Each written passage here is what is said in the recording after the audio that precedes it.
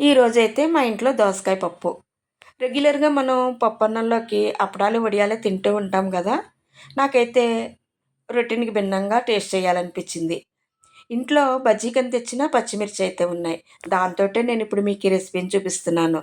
దానికోసం ముందుగా కొద్దిగా చింతపండుని నానబెట్టుకొని మిక్సీలో మెత్తగా గ్రైండ్ చేసుకోవాలి. కొద్దిగా బెల్లం, వాము, సాల్ట్ ఈ 3 మెత్తగా దంచుకోవాలి. మెత్తగా దంచిన ఈ మిశ్రమాన్ని ఆ టామరిన్ జ్యూస్‌లోకి కలుపుకోవాలి. బజ్జీ మిర్చిని గింజలు తీసి నేను చూపిస్తున్న విధంగా కట్ చేసుకోవాలి. అలా కట్ చేసుకుని పచ్చిమిరపకాయ ముక్కల్ని ఈ చింతపండు జ్యూస్‌లోకి వేసి కాసేపు ఊరనివ్వాలి. ఇలా ఊరిన ఈ పచ్చిమిరపకాయలు చాలా అంటే చాలా టేస్టీగా ఉంటాయి. మనం పప్పన్నంలోకి వీటిని నంచుకుని తింటే చాలా బావుంటుంది.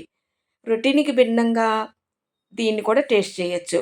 ఫుడ్ లవర్స్ దీనికి ఈ కాంబినేషన్‌కి ఒక లైక్ వేసుకోండి.